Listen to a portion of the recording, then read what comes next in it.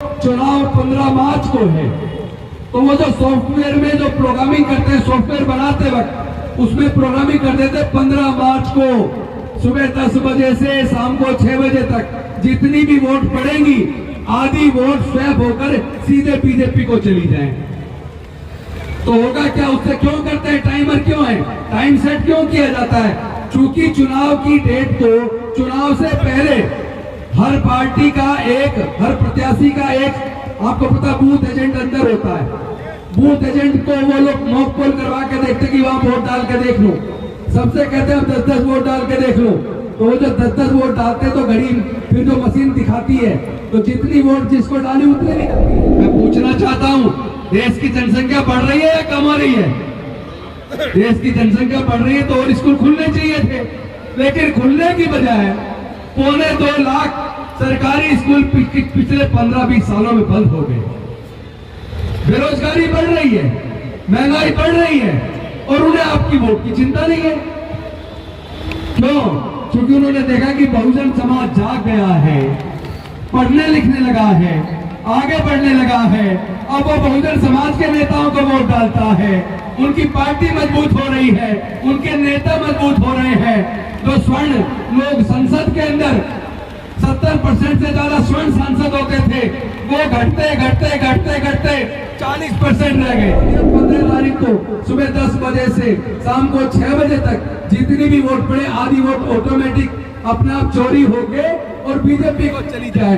तो फिर ये बताइए, उसको चोरी को क्या कोई पकड़ सकता है क्या?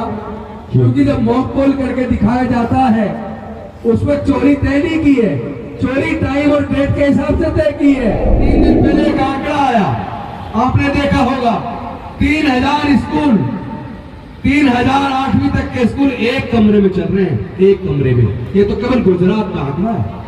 पूरे देश का देखोगे तो हजारों हजार स्कूल केवल एक कमरे में चल रहे हैं। और जिस स्कूल के अंदर टीचर चाहिए 100, वो 25 टीचर हैं। जब टीचर ही नहीं होंगे तो पढ़ाई क्या होगी? पढ़ाई का माहौल ही नहीं छोड़ा। सरकारी स्कूलों को कमजोर कर दिया और केवल कमजोर नहीं किया, मैंने खुद आरटीआई लगाई थी, मैं आरटीआई एक्टिविस्ट भी हूं वकील के साथ साथ। उसमें जवाब मिला पिछले 15 से 20 सालों में 2.25 लाख सरकारी स्कूल बंद हो गए। 2.25 लाख सरकारी स्कूल पिछले 15 सालों में बंद हो गए।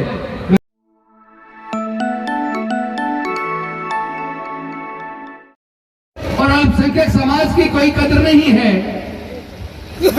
वो जानते हैं कि डॉक्टर बाबा साहेब अम्बेडकर जी ने बड़े मुश्किल से देश के लोगों को वोट का अधिकार दिलवाया।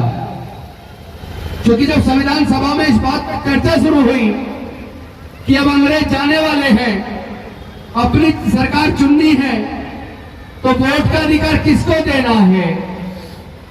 तो आपको पता होना चाहिए संविधान सभा के ज्यादातर सदस्य वोट का अधिकार केवल जो इनकम टैक्स पे करते थे, या जो बड़े जमींदार थे, या जो ग्रेजुएट थे, केवल इन 3 श्रेणी के लोगों को वोट का अधिकार देना चाहते थे। लेकिन बाबा साहेब ने सोचा कि इस मनुस्मृति के तहत देश के तमाम जो गरीब लोग हैं, दलित हैं, पिछड़े हैं, आदिवासी हैं, इनको पढ़ने का अधिकार नहीं था, इनको व्यापार करने का अधिकार नहीं था, इनको संपत्ति का अधिकार नहीं था, तो इनको वोट का अधिकार वो देना नहीं चाहते थे। भला हो डॉक्टर बाबा साहेब अम्बेडकर जी का, वो संविधान सभा के सामने अड़ गए और उन्होंने कहा कि वोट का अधिकार केवल इनकम टैक्स देने वालों को नहीं, केवल ग्रेजुएट को नहीं, केवल बड़े जमींदारों को नहीं, बल्कि भारत में रहने वाले सभी लोगों को समान रूप से, अमीर हो या गरीब हो, पढ़ा लिखा हो या अनपढ़ हो, सबको 1 vote 1 value, 1 man 1 vote 1 vote 1 value, यानी सबको बराबर का अधिकार दिया। और उसके बाद जब 1984 में बीएसपी बनी और बीएसपी का जो बहुजन मूवमेंट चला, जिसने देश में दलितों को, पिछड़ों को, आदिवासियों को और अल्पसंख्यकों को सबको एकजुट कर दिया। और धीरे धीरे क्या हुआ, जो सत्ता के ऊपर केवल अपर कास्टीय स्वर्णों का कब्जा रहता था, उनका कब्जा टूटना शुरू हो गया। बहुजन समाज के लोग हुक्मरान बनने शुरू हो गए, उनके पेट में दर्द हो गया। उन्होंने सोचा कि जो लोग कभी हमारे घर के सामने से चप्पल पहन के नहीं निकल सकते थे, जो कभी हमारे सामने कुर्सी पे नहीं बैठ सकते थे, जो कभी हमारे सामने ऊंची आवाज में बात नहीं कर सकते थे, आज उनके पास बोलने की ताकत भी आ गई है। वो पढ़ लिख कर रिजर्वेशन का लाभ लेकर बड़े बड़े पद पर भी आने लगे हैं। ये ताकत कहां से आई है? तो उन्हें पता चला ये ताकत इनको पढ़ने लिखने से आई है, क्योंकि पढ़ने से ज्ञान आ गया, रिजर्वेशन से नौकरी आ गई, नौकरी से घर में पैसा आने लगा और उससे बोलने की ताकत आ गई। उन्होंने सोचा इनकी ताकत को छीनना है, लेकिन ये जो संविधान के तहत ये जो डॉक्टर अंबेडकर ने सबको 1 मैन 1 वोट 1 वोट 1 वैल्यू दिलवा दिया, तो चुनाव जीतने के लिए तो इनकी वोट की जरूरत है। तो इनका रिजर्वेशन कैसे खत्म करें? तो सबसे पहले उन्होंने क्या किया? उन्होंने धीरे धीरे प्राइवेट स्कूल खोलने शुरू किए और सरकारी स्कूलों को कमजोर करना शुरू कर दिया, और धीरे धीरे फिर नो डिटेंशन पॉलिसी ले आए कि किसी को भी फेल मत करो, पहली से 8वीं तक ऐसे ही पास कर दो। बच्चे को कुछ सिखाया नहीं जा रहा, बच्चे को कुछ पढ़ाया नहीं जा रहा, क्योंकि पढ़ जाएगा तो काबिल हो जाएगा। उसे तो केवल मजदूर चाहिए, सस्ते मजदूर, ताकि उनकी फैक्ट्रियों में, उनके खेतों में सस्ते मजदूर मिल जाए। क्योंकि जो पढ़ेगा वो बढ़ेगा, जो पढ़ेगा उसका दिमाग खुलेगा, जो पढ़ेगा उसे अच्छे बुरे में अंतर करना आ जाएगा, जो पढ़ेगा वो बोलना सीख जाएगा, वो सवाल करेगा। लेकिन ये सत्ता चाहती नहीं कि कोई उनसे सवाल करे, और खासतौर पे सवाल दलित करे, पिछड़ा करे, आदिवासी करे, अल्पसंख्यक समाज का आदमी करे। वो ये नहीं चाहते, इसलिए वो नहीं चाहते कि इनके बच्चे पढ़े लिखे। इसीलिए उन्होंने प्राइवेट स्कूल खोलना शुरू किया, और उसकी फीस इतनी ज्यादा है कि पैसे के अभाव में इन समाजों के बच्चे मजबूरी में सरकारी स्कूल में पढ़ेंगे, और सरकारी में पढ़ाई का माहौल ही नहीं छोड़ा। जिस स्कूल के अंदर 50 टीचर चाहिए, वहां पे 10 टीचर है, 15 टीचर है। अभी 3 दिन पहले एक आंकड़ा आया, आपने देखा होगा, 3000 स्कूल, 3000 8वीं तक के स्कूल एक कमरे में चल रहे हैं, एक कमरे में। ये तो केवल गुजरात का आंकड़ा है। पूरे देश का देखोगे तो हजारों हजार स्कूल केवल एक कमरे में चल रहे हैं, और जिस स्कूल के अंदर टीचर चाहिए 100, वो 25 टीचर हैं। जब टीचर ही नहीं होंगे तो पढ़ाई क्या होगी? पढ़ाई का माहौल ही नहीं छोड़ा, सरकारी स्कूलों को कमजोर कर दिया। और केवल कमजोर नहीं किया, मैंने खुद आरटीआई लगाई थी, मैं आरटीआई एक्टिविस्ट भी हूं वकील के साथ साथ। उसमें जवाब मिला, पिछले 15 से 20 सालों में 2.25 लाख सरकारी स्कूल बंद हो गए। 2.25 लाख सरकारी स्कूल पिछले 15 सालों में बंद हो गए। मैं पूछना चाहता हूं, देश की जनसंख्या बढ़ रही है या कम हो रही है? देश की जनसंख्या बढ़ रही है तो और स्कूल खुलने चाहिए थे, लेकिन खुलने की बजाय 2.25 लाख सरकारी स्कूल पिछले 15-20 सालों में बंद हो गए। बेरोजगारी बढ़ रही है, महंगाई बढ़ रही है, और उन्हें आपकी वोट की चिंता नहीं है। क्यों?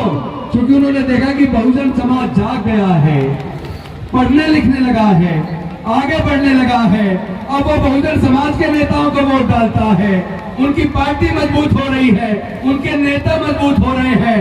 जो स्वर्ण लोग संसद के अंदर 70% से ज्यादा स्वर्ण सांसद होते थे, वो घटते घटते घटते घटते 40% रह गए, 70% से घट के 40% पे आ गए।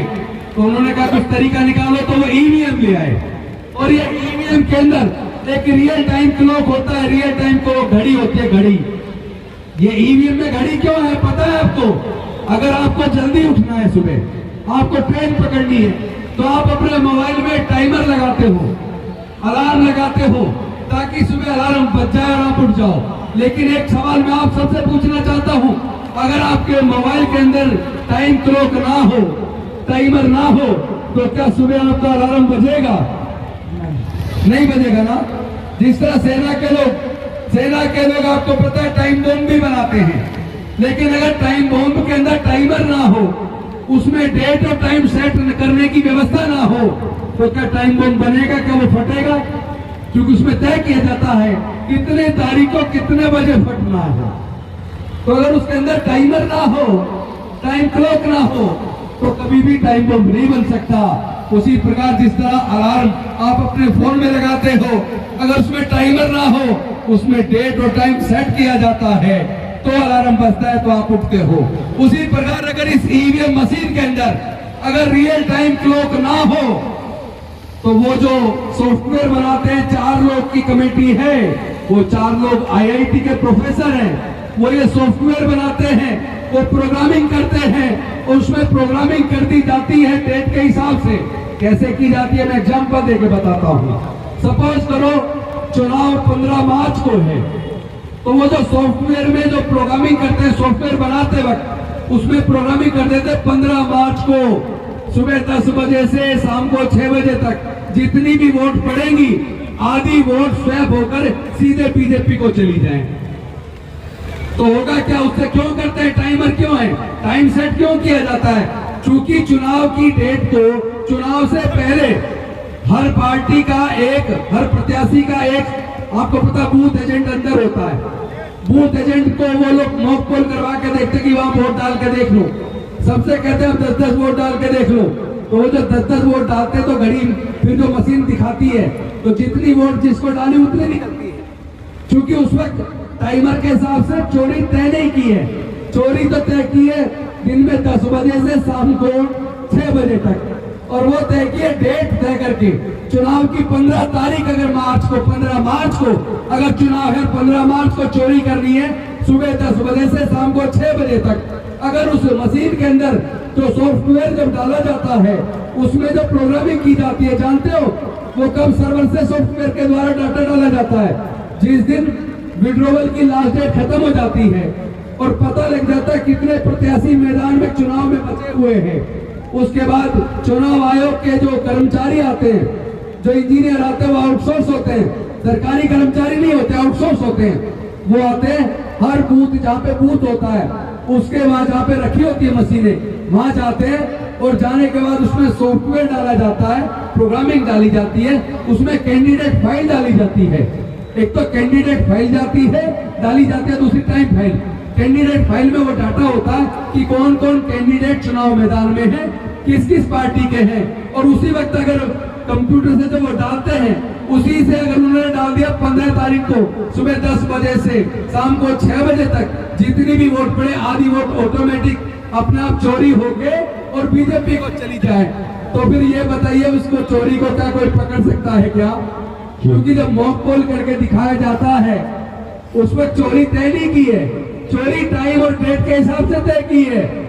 और आपको ये पता होना चाहिए, ये जो ईवीएम मशीन बनाने वाली कंपनी है भारत इलेक्ट्रॉनिक्स लिमिटेड और ECIL, इस भारत इलेक्ट्रॉनिक्स लिमिटेड के 7 डायरेक्टर हैं, 7 इंडिपेंडेंट डायरेक्टर हैं।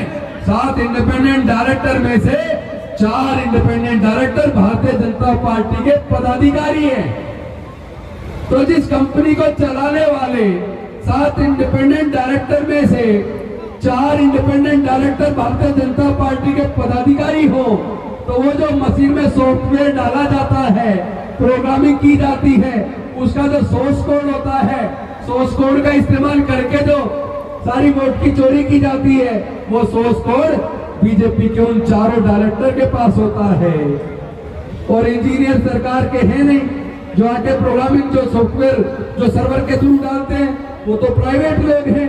तो एक बात बताइए, एक सर्वोच्च न्यायालय के न्यायाधीश थे, आपको याद होगा, जिन्होंने अपने सुप्रीम कोर्ट का मुख्य न्यायाधीश रहते हुए उनके लास्ट के 3 जजमेंट आपको बताता हूं।